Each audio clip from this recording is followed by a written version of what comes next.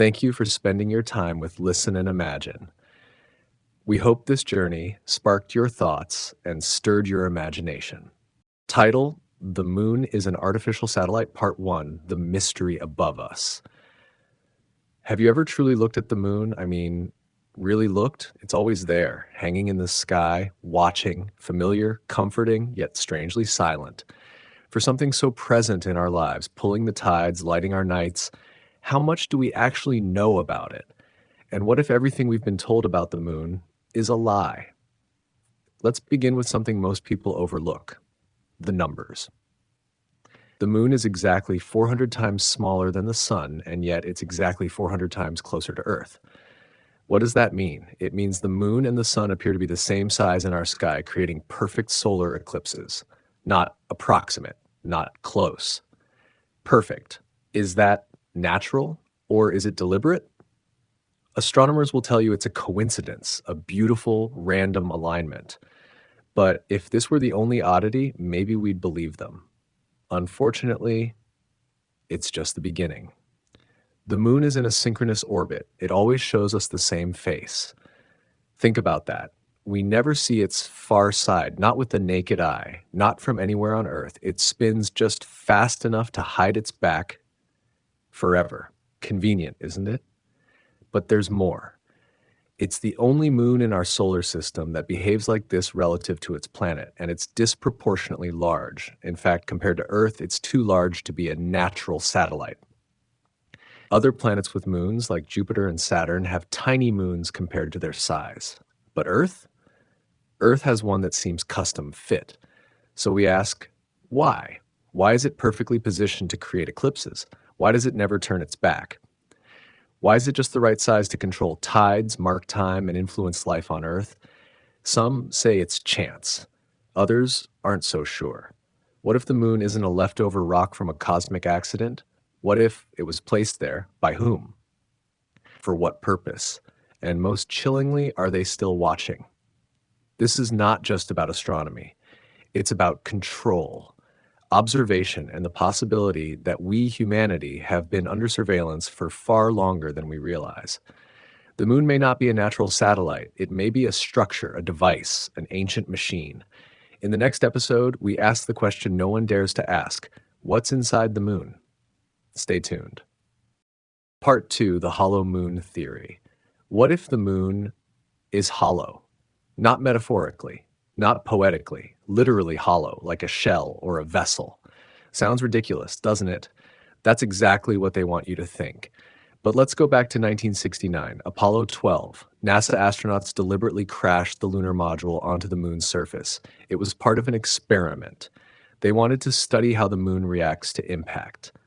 The result? Something no one expected. The moon rang like a bell for more than an hour. Then it happened again.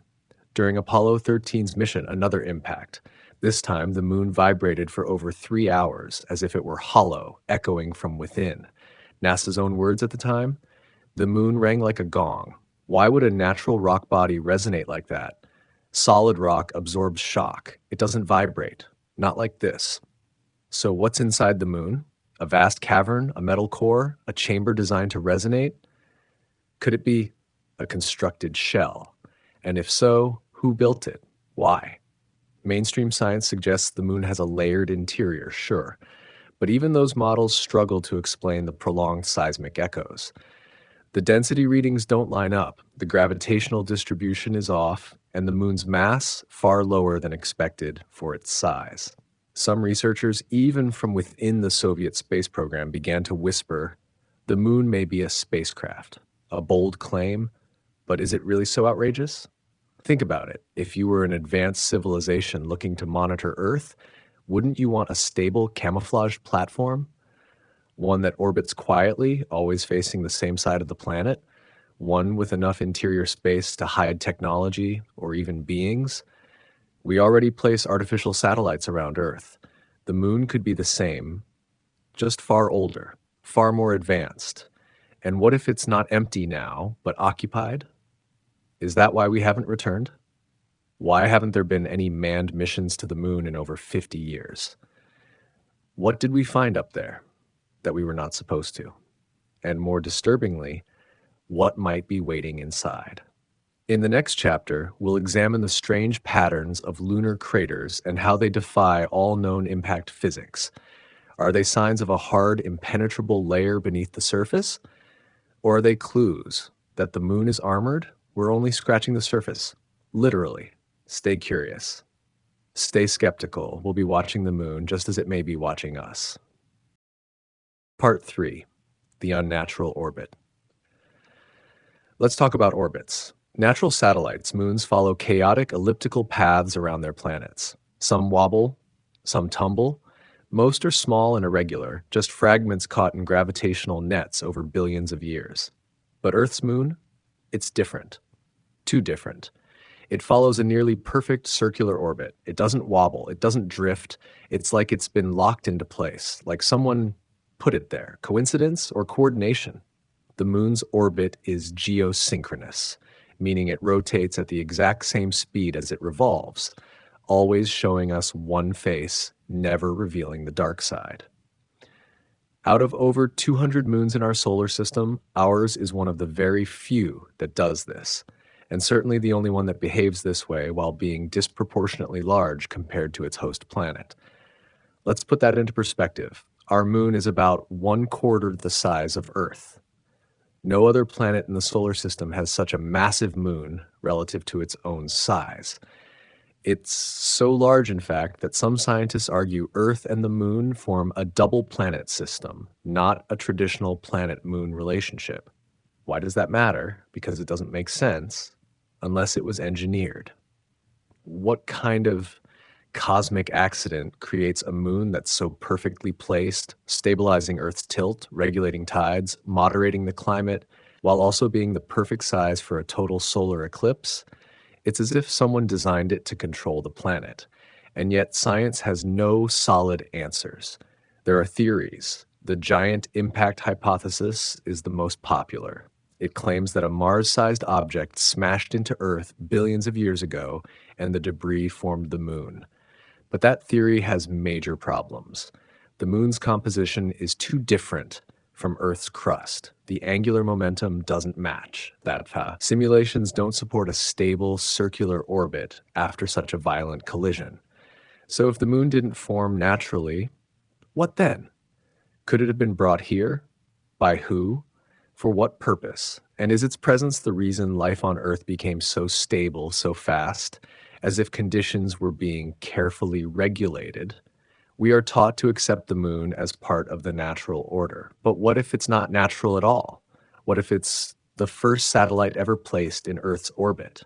In the next episode, we'll dive into the ancient legends from around the world, stories that tell of a time before the moon existed. Could those myths be memories of a world before surveillance began? Stay tuned. The sky doesn't lie, but it might be hiding something.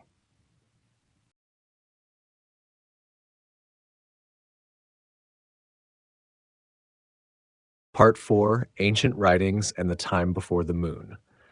What if I told you there was a time when the moon didn't exist? No soft glow at night, no tides, no eclipses, just stars and darkness. Sounds like science fiction, doesn't it? But what if it's ancient memory? All across the world, in the writings of ancient cultures, there are strange references to a world without the moon. Let's begin with the Zulu people of Africa. Their oral history tells of a time before the moon appeared in the sky, a time when Earth was very different. Their stories speak of two brothers, Wawan and Mapanku, who brought the moon to Earth, stealing it from a great fire dragon in the sky. Stealing the moon? Or installing it? The Greek philosopher Aristotle mentioned ancient tribes, the Arcadians, who lived before there was a moon in the heavens. Similar claims are found in the writings of Apollonius of Rhodes, and even Plutarch. In Colombia, the Muisca people speak of a time when the moon was not yet in the sky. In Bolivia, tribal legends tell of a catastrophic global event that occurred when the moon first appeared, as if its arrival changed the balance of nature itself. How could so many ancient cultures, scattered across continents, speak of the same phenomenon? Coincidence? Mythology? Or collective memory? Let's not forget, The moon plays a massive role in Earth's environment. It stabilizes our axial tilt, controls ocean tides, and influences biological rhythms. Introducing something of that scale into Earth's orbit would cause massive environmental shifts, shifts that could leave lasting impressions on early civilizations. And maybe that's exactly what happened. Maybe the reason so many ancient legends remember a time without the moon is because they lived through its arrival. Modern science can't explain these stories, so it dismisses them, labels them as metaphors or forgotten symbolism. But what if they're not myths? What if they're warnings? We've accepted the moon as eternal, as part of the sky since Earth was born. But the ancients remembered otherwise. They speak of a sky that changed. So we must ask, who placed it there? What came with it? And what happened to those who first looked up and realized something had changed? In the next episode, we'll explore the physical evidence left on the moon's surface, craters that are too shallow, too symmetrical, too unnatural. Is the moon hiding something beneath the dust? Stay with us. The past remembers even when we forget. Part 5, the moon's unnatural surface features. The moon is covered in scars, thousands of craters, pits, and gouges from millions of years of impact. But have you ever noticed they all look the same? Sure, the sizes vary, some stretch for miles, but look closer. Why are even the largest craters so shallow? Shouldn't massive impacts dig deep into the moon's surface? Shouldn't a high-speed collision from a mountain-sized asteroid leave a deep, gaping wound? And yet, time and time again, we see wide but shallow marks, as if something beneath the surface is stopping them. Could it be an artificial layer? Let's look at Tycho crater, one of the most iconic features on the moon. It spans over 50 miles across, yet it's only a mile deep. A crater that, wide on Earth, would plunge miles into the crust. Why doesn't Tycho? Some scientists claim the moon has a dense crust. Others say the rock has unique shock absorption properties. But those are guesses, and they don't explain why even the smallest meteorites create similar depth to width ratios, almost like there's a limit to how deep anything can go. Some researchers believe there's a metallic or armored layer beneath the lunar surface, something engineered, something designed to withstand impacts. Now add this, many craters have raised domes at their base instead of concave holes. That's not what we expect from natural impact craters. It's as if they struck a hard, convex shell, not soft rock. So what's really under that dusty surface? Is it just dense rock, or is it a protective shield, part of a shell designed to deflect attacks, to hide or maybe even preserve whatever lies within? NASA won't say. And the Apollo missions, they brought back lunar rock samples, but most were surface dust. We still don't know what lies beneath. Is that by design? Here's a thought. If you were building a monitoring station to orbit a primitive planet, wouldn't you give it an armored hull? Something strong enough to survive meteors and cosmic debris? Something that could last thousands, maybe millions of years? The moon may not just be a cover. It may be a fortress, and those craters we see, they may be battle scars, signs of old wars, failed attempts to break in, or warnings to anyone who dares to dig too deep. In the next episode, we'll examine why NASA stopped going to the moon and what they may have found that changed everything. Was there something up there they were told never to speak of again? The answers may lie not in what we've been told, but in what's been silenced. Stay curious. The surface may lie, but impact leaves evidence. Part 6, NASA's Strange Silence. For decades, we were told that going to the moon was humanity's greatest triumph. The Apollo missions were hailed as the pinnacle of human exploration, a symbol of courage, curiosity, and the unstoppable spirit of science. But then something strange happened. We stopped going. In 1972, Apollo 17 became the last manned mission to the moon. No one has been back since. Let that sink in.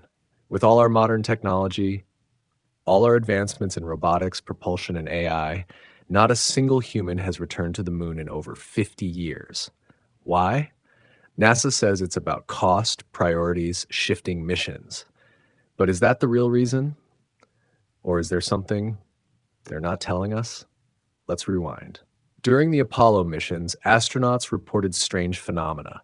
Lights flashing outside the cabin, strange music heard on the far side of the moon, objects seen moving across the lunar surface, objects that didn't belong. Much of this footage was never released. Some was lost.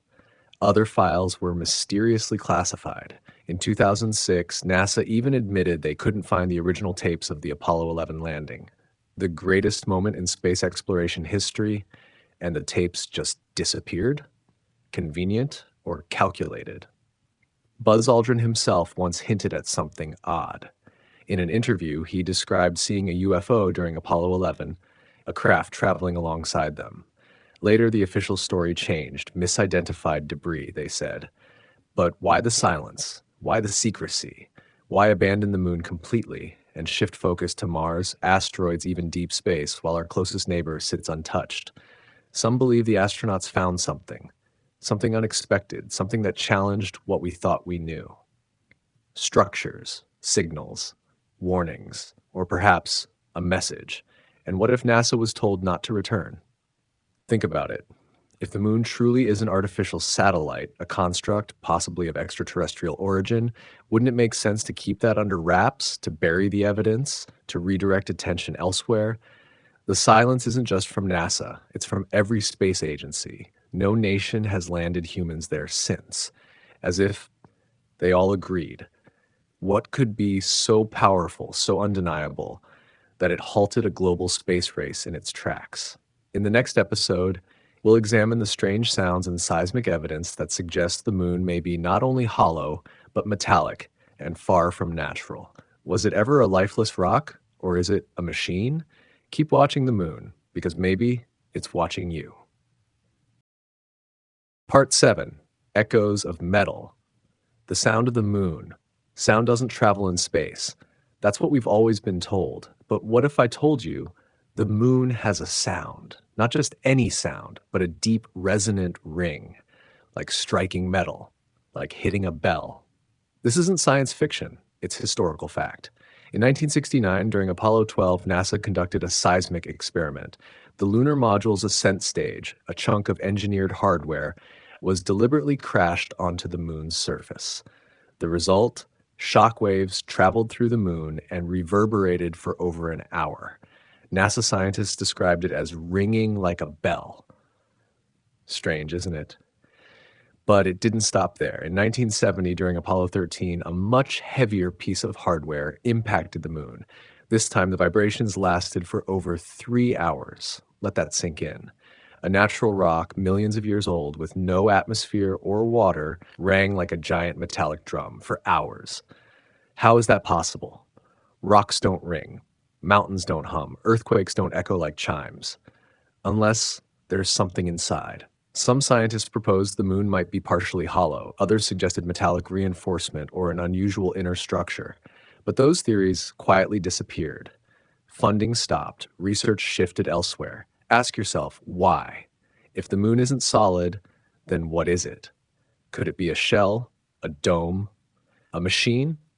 If it truly rings, if its seismic signature mimics that of a hollow metallic object, then we must ask, who built it? And why make it so large, so hidden, yet so strangely obvious? Consider this. What if the moon was designed to resonate? What if those impacts triggered more than just vibrations? What if they were activation codes? A frequency, a signal, a test? Could it be that the moon isn't just observing us, but listening, monitoring seismic, electromagnetic, like even acoustic activity on Earth? We use satellites to monitor hurricanes, traffic, phone calls. Now ask yourself, what might a civilization a million years ahead of us monitor? Perhaps we haven't cracked open the moon because we're afraid of what's inside, or worse, because we already know. In the next episode, we'll ask the most unsettling question of all. Who put it there? Ancient alien architects? A forgotten terrestrial civilization? Or something else entirely? The moon doesn't just light the night. It echoes in ways we don't understand and maybe weren't meant to. Stay with us. The deeper we go, the more the moon speaks. Part 8, Alien Engineering, Who Built the Moon? If the moon is not natural, if it's hollow, armored, placed deliberately, then the question becomes unavoidable. Who built it? Not how, not when, but who?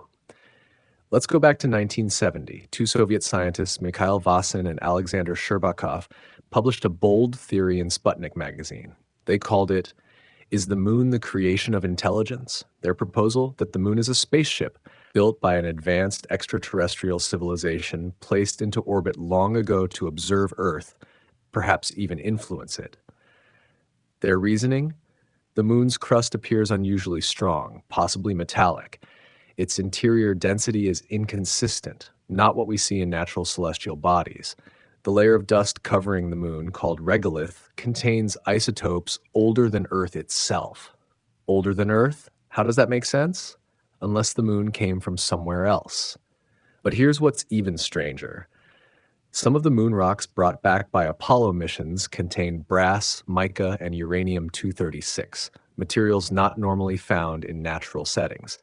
Uranium-236, in particular, is a radioactive isotope not found naturally on Earth.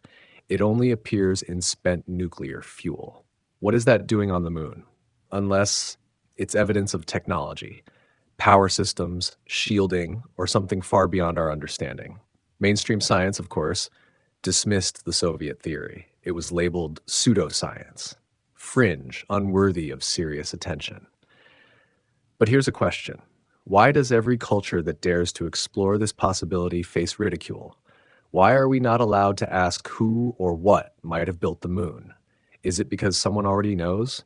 And more importantly, what if the moon is not just a machine, but a message, a warning, a monitor, a forgotten ark, or something more disturbing, a control device, regulating time, tides, and even human consciousness itself? We place satellites around planets to monitor them. We send rovers to Mars, probes to Jupiter, telescopes into deep space. What if the moon is their version of that? An ancient observer, left here to watch and wait. The moon may be the oldest artifact in our sky, and yet we treat it like a lifeless rock. Maybe that's exactly what its creators intended. In the next episode, we'll explore how the moon may influence not just the physical world, but the human mind itself. Cycles, moods, behavior, even consciousness. Is it pulling more than just the tides? Stay curious. The architects of the moon may still be listening. Part 9, the moon's hidden influence on the human mind. The moon controls the tides. That much is undisputed. Its gravitational pull guides the oceans, rising, falling, flowing like breath itself. But what if tides aren't the only thing the moon is moving? What if it's pulling on us? For centuries, people have claimed the moon affects human behavior, sleep, emotion, madness. Even the word lunatic comes from the Latin luna, moon. Coincidence? Or forgotten knowledge? Ask an emergency room doctor or a police officer. Many will tell you something changes during a full moon. More violence, more accidents, more unpredictability. But no one knows why. Modern science shrugs. It offers weak explanations. People are just noticing patterns, they say. It's all in your head. Exactly.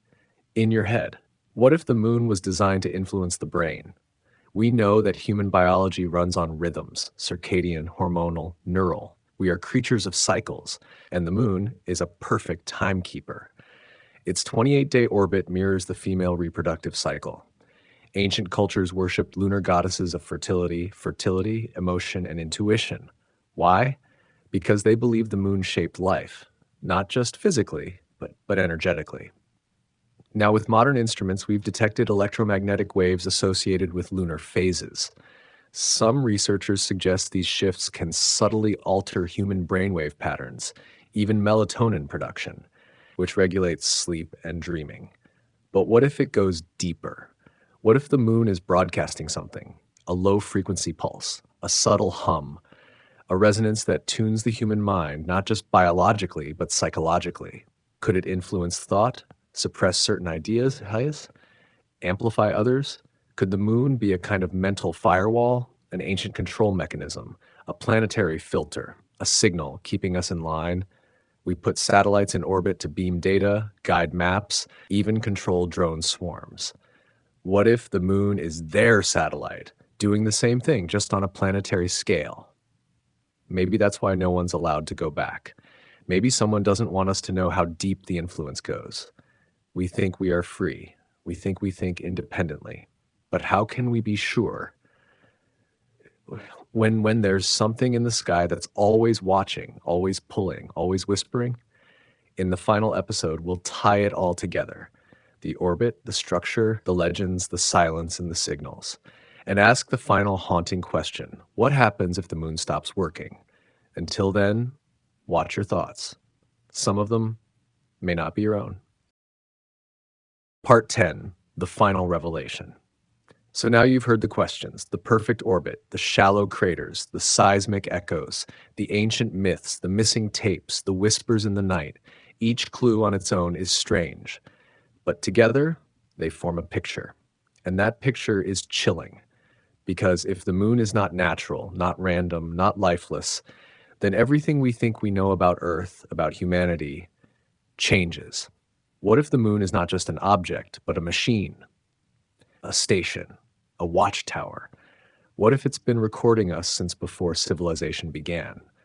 What if it's part of a system, a design, far beyond our comprehension? And then ask yourself the ultimate question: what happens if it stops working? What if the moon is maintaining more than the tides? What if it's stabilizing Earth's rotation, our climate, even our biology? We've built our entire reality around its presence, our calendars, our myths, our measurements of time. But if it was installed, it can be removed. And what if that time is coming? Some ancient cultures believe the moon will one day fall, that its presence is temporary, that it serves a cycle of observation followed by judgment. Maybe we're not being watched anymore. Maybe we're being evaluated, and maybe we've failed. In recent years, strange signals have been detected from the moon's surface: brief radio bursts, heat signatures, metallic echoes. NASA stays silent. Private companies are blocked from lunar landings. New missions are postponed. Excuses, delays. Why? What are they afraid we'll find? Or worse, what are they afraid we'll activate? Because if the moon is a machine, and if it has a purpose, then it must also have an endgame, a moment when it completes its task, shuts down, or begins phase 2. We've looked to the stars for signs of other life, but maybe the first contact was already made, and maybe it's been floating above our heads the entire time. So the next time you gaze at the full moon, ask yourself, is it watching me? Is it listening? Or is it waiting? This concludes our series, The Moon is an Artificial Satellite. But remember, the end of the story might be the beginning of the truth. Stay curious and look up carefully, because sometimes the biggest lie is the one hiding in plain sight. Thank you for spending your time with Listen and Imagine. We hope this journey sparked your thoughts and stirred your imagination.